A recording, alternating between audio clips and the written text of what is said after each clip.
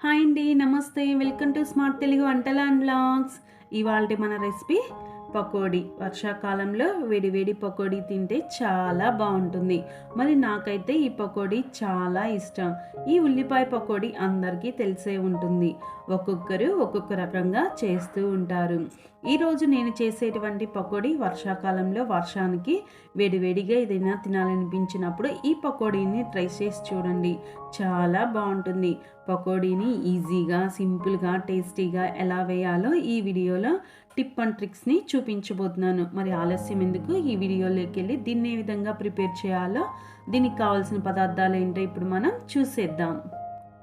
ఇక్కడ నేను 4 పెద్ద సైజు ఉల్లిపాయలను తీసుకొని సన్నని బారు ముక్కలుగా కట్ చేసుకున్నాను.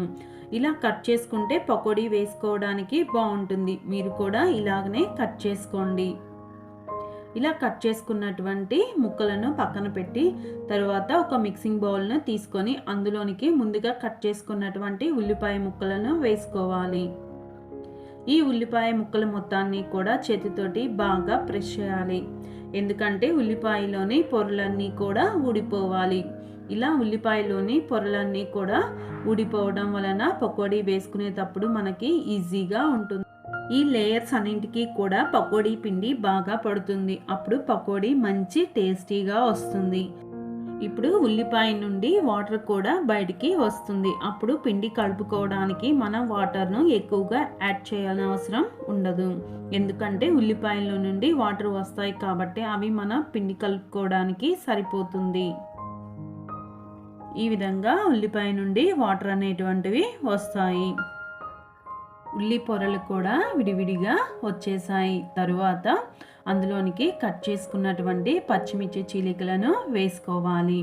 అలాగే సన్నగా తరిగినటువంటి కరివేపాకును, అలాగే కట్ చేసినటువంటి కొత్తిమీరను యాడ్ చేసుకోవాలి. కొత్తిమీరను మరీ సన్నగా కాకుండా ఉల్లిపాయ ముక్క సైజులో ఉండే విధంగా చూసుకోవాలి.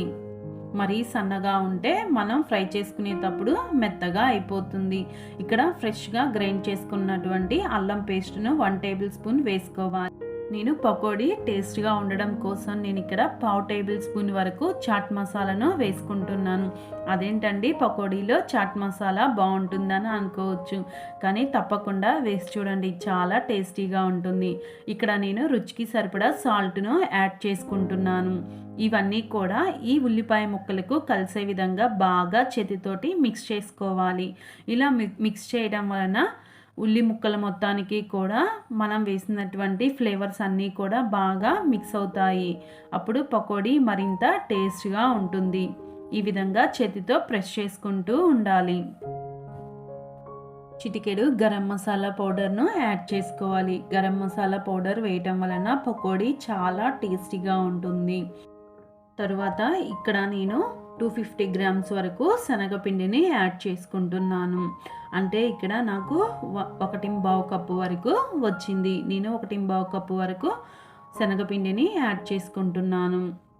నేను ఇక్కడ బియ్యం పిండి కానీ ఏమీ యూజ్ చేయట్లేదు. శనగపిండితోనే పకోడీ చాలా టేస్టీగా, క్రిస్పీగా, క్రంచీగా ఎలా వేయాలో ఈ వీడియోలో చూపించబోతున్నాను. అందుకోసమని ఈ విధంగా శనగపిండిని వేసిన తర్వాత ఈ మొత్తం కూడా మిక్స్ అయ్యే విధంగా చేతితోటి బాగా కలపాలి. ఉల్లి ముక్కలకు అలాగే శనగపిండి, మనం వేసినటువంటి గరం మసాలా, చాట్ మసాలా మొత్తం కూడా పట్టే విధంగా బాగా కలుపుకోవాలి.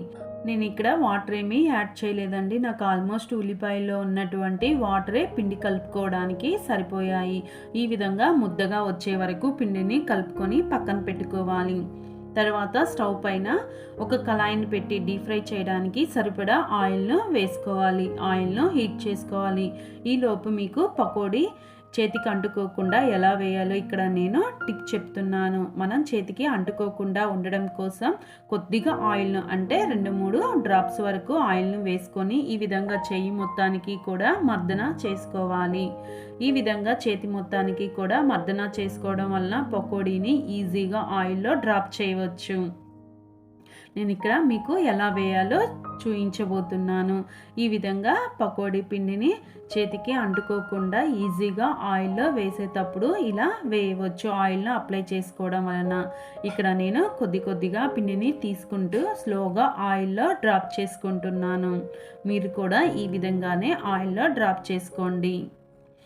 ఇప్పుడు మంటను మీడియం ఫ్లేమ్లో ఉంచుకొని పకోడీని ఆయిల్లో ఫ్రై చేసుకోవాలి. ఎందుకంటే మంటను హై ఫ్లేమ్లో ఉంచడం వలన పైన కలర్ వస్తుంది, కానీ పకోడీ క్రిస్పీగా క్రంచీగా ఉండదు. అందుకోసమని మంటను మీడియం ఫ్లేమ్లో ఉంచుకొని ఫ్రై చేసుకోవడం వలన పకోడీ లోపల పైన క్రిస్పీగా క్రంచీగా టేస్టీగా వస్తుంది. ఈ విధంగా మీరు ట్రై చేసి చూడండి. ఒక్కొక్కసారి కొంతమంది ఆయిల్లో ఈ విధంగా శనగపిండితో ఫ్రై చేసేటప్పుడు పొంగు వస్తుంది. అలాంటప్పుడు కొద్దిగా అందులో చింతపండును వేయండి, మీకు పొంగు రాదు. ఈ పకోడీని గోల్డెన్ ఫ్లేమ్ కలర్ వచ్చే వరకు ఆయిల్లో ఫ్రై చేసుకోవాలి. దీనికి ఉన్న ఆయిల్ పోవడానికి నేను టిష్యూ పేపర్ ఉన్న ప్లేట్లోనికి తీసుకుంటున్నాను. మీ దగ్గర టిష్యూ పేపర్ లేకపోతే న్యూస్ పేపర్నైనా కూడా మీరు యూస్ చేసుకోవచ్చు. ఒక్కసారి పకోడీని ఎలా వేయాలో మళ్ళీ చూపిస్తున్నాను. ఈ విధంగా మీరు కూడా స్లోగా ఆయిల్లో డ్రాప్ చేసుకోండి. చేతికి ఆయిల్ని అప్లై చేసుకుంటూ వేయడం వలన పకోడీ మన చేతి నుండి ఈజీగా జారిపోతుంది. అలాగే ముద్ద ముద్దగా కాకుండా విడివిడిగా వస్తుంది.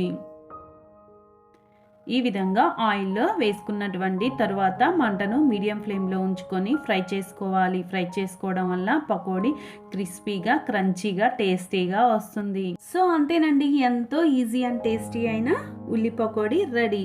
ఉల్లిపాయ పకోడీని ఇలా ట్రై చేసి చూడండి, అందరికీ తప్పకుండా నచ్చుతుంది. వేడివేడిగా తింటూ విండోలో నుంచి వర్షాన్ని ఎంజాయ్ చేస్తూ మంచి అల్లం టీ తాగితే చాలా టేస్టీగా ఉంటుంది. మరి మీలో ఎంతోమంది ఈ టేస్ట్ను ఎంజాయ్ చేసి ఉంటారు. ఎవరైతే ఎంజాయ్ చేశారో నాకు కామెంట్ సెక్షన్లో కామెంట్ చేయండి. అలాగే నా ఛానల్ని సబ్స్క్రైబ్ చేయండి. లైక్ చేయడం, షేర్ చేయడం అస్సలు మర్చిపోకండి. మరొక మంచి రెసిపీతో మీ ముందుకు వస్తాను. థ్యాంక్